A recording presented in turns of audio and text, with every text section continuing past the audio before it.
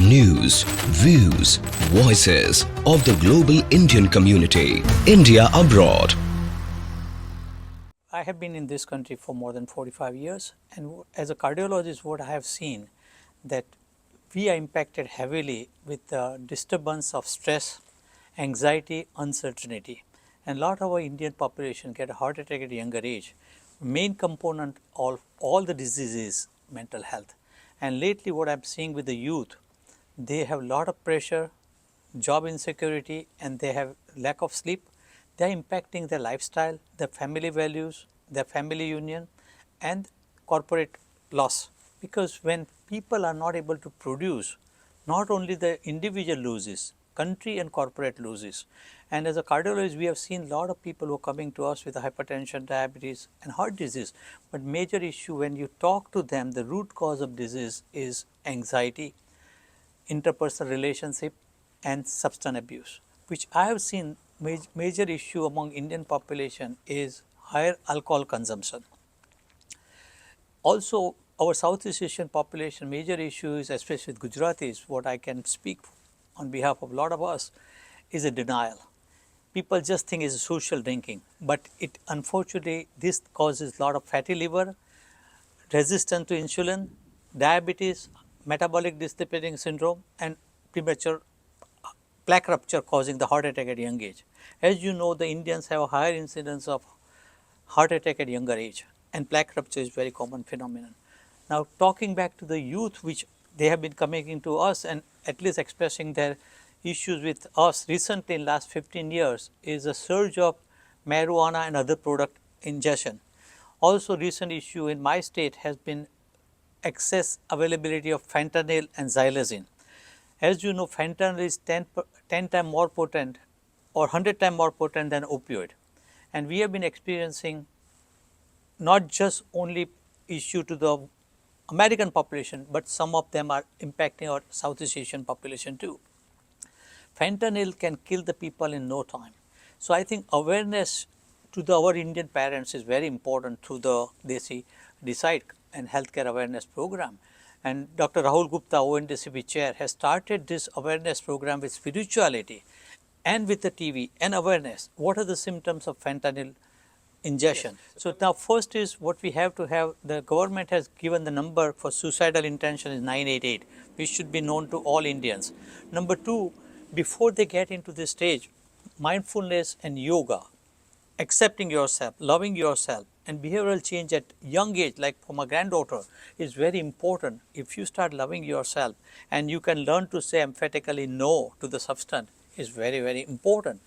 Also getting timely support by the parents that if they have issue or the stress, they should try to intervene. Yoga is not a correct word. In Indian word is yoga, is merging with yourself.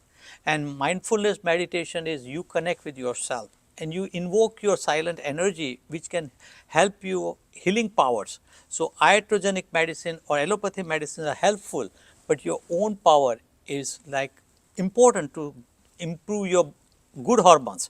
As you know, Pandav word came with 5 fingers. When you work in harmony, you can create strength and you can make the fist. You can make the fist and fist can make the hole in the wall. But unfortunately, when we work alone as an individual, as a child or as a youth, and don't ask for the support from family or friends, then you are vulnerable for anxiety, depression, PTSD, stroke, all the stress. So I think all these things can lead for our age group. I have seen 66-year-old single person after they become widow or widower, they have more stress and they develop stroke and heart attack because of sudden surge of hormones. So I think we need to have this, what is ancient science, Ayurveda, love yourself, accept yourself, good environment, respect earth, respect water, and respect yourself. And togetherness is the one we can change the world. And this country is the best country. I think the key things, you are right, the reason is lack of information is the key element. But I can tell you since 1975, there is a slow progress about acceptance of non-allopathy modalities. Dr. Andrew Weil started this kind of concept in 1975. Maharishi Mahesh Yogi started yoga and mindfulness in 57. Bhajan Yogi brought it to the Harvard in 69. Now we have a specialization called integrative healthcare medicine, which accept the principle of homeopathy, Ayurveda, Chinese medicine. There is a specialized board called ABOIM, which is certification after getting allopathy board for 2 more years of training. And there are 10,000 of us who are integrative healthcare doctors, and they can try to help based on the individual need of person. Because what we are trained right now is a population healthcare, which is for the population, versus Ayurveda teaches principle of individual care. And that's where what you are saying about yoga is merging with yourself. 90 seconds you control your anger, you are not going to have sudden surge of blood pressure. When you do yoga and mindfulness, your heart rate goes down, your blood pressure goes down, your cortisol level goes down, and they are good hormones. You release dopamine and serotonin, so that causes a happiness. And happiness is the ultimate experience what you want to experience. Human beings are born to experience bliss. Nobody is born to experience unhappiness. So I think what you are saying is why it was not accepted. Allopathy was controlling. Now with the information available on internet and the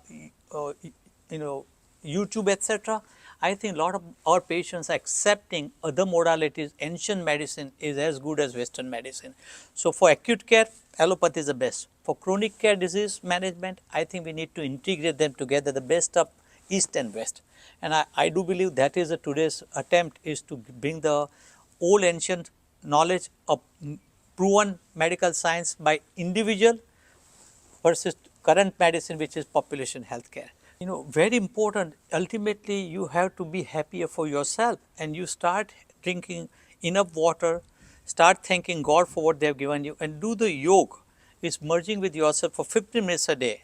There is an application developed by one of our Wheels member, Dr. Ishan Sivanand, Yoga of Immortals, which is 15 minutes. It is a stretching exercise and merging with yours, because you merge. Yoga is not just physical, it is merging with yourself, mind, body and soul exercise. So I'm glad PM Modi has made this Yoga Day universal now. So I urge every citizen of world to invest in your health. Do 15 minutes of stretching, mindfulness and yoga, so your cardiovascular fitness will improve, your gut microbiome will improve, and your health will improve, your love towards everybody else will improve, and you will start accepting yourself more. You need to love yourself, you need to accept yourself, and you need to respect yourself. You have no power to change anybody else, we only have power to change ourselves. By practicing yoga every day, I think we will invoke our dormant energy every day and improve the globe, because Vasudhaiva Kutumbakam is our message, universal love is our intention and our mission. So, I urge and respectfully respect every individual to do yoga not only on 21st but every day. I am so grateful that the world's largest democracy and world's oldest democracy are working together. And as you know, India is not only largest, but it also had a democracy many years ago. What Mr. Modi has done, from my perspective, first in education, he has, when I went to med school, there were only 4 medical schools in Mumbai. Now in India, we have more than 700 medical schools. Every district has a medical school. There were only 5 IITs, if I recall, in 1970 in India. Now we have, I believe, 23 IITs. As a IIT board of director for Wheels, I am proud to say we have visited India multiple times as a delegate. Growth is enormous. Confidence level is enormous among Indian youth. Tourism, what you call Tirtha tourism, has developed. There are more airports than ever when I saw in India. People, happiness index is improving. People are more self-sufficient. And I think people are proud to be Indians. In my days, we all had to come here for opportunity in India. I will not be surprised, which I am talking to my children who are born and raised here. They may have to visit India sometime for the business development and community affairs, because India is now center of excellence. As you know, IITians are controlling a lot of business development in America. We have 100,000 plus Indian doctors providing healthcare in America. Thanks to India, and Modi ji is changing the image of Indians among not just India but in the world. He is now considered as a global leader, and our President Biden and Modi ji, I think they are very well respected by all Americans and Indians, and they are also facilitated for world peace. So I do believe Modi ji is reviving the Indian pride, Indian culture and ancient Indian knowledge of yoga, mindfulness and Ayurveda. So I do believe India on the right track. Hopefully, what I'm hearing from them, most of the middle class, including my mate, which we have in Mumbai, they all love India and Modi ji. Because of Modi ji, her two children, they are now physical therapists and engineer. And middle class Indians are very grateful India, Modi ji and government for giving them opportunity for Ayushman Bharat Yojana, for Bima Yojana and education. And the most importantly, he has given pride for the middle class, those people who are less privileged, to get hope that they are doing. He also has done. Back to power. I I do believe if more people vote for next three phase, he should win. And I think if he wins, he is a leader for all population, whether you are Hindus, Muslims, Buddhists, tribal people. I think he represents all facets of India, and I do believe he'll unite India, in my opinion. Opposition is divided. Modi is well respected by a lot of people who are underprivileged. Hopefully he wins, and that is my information, what I'm getting it from Mumbai and Delhi. Is likelihood he will win, may not get as much what people are predicting, but he is likely to win.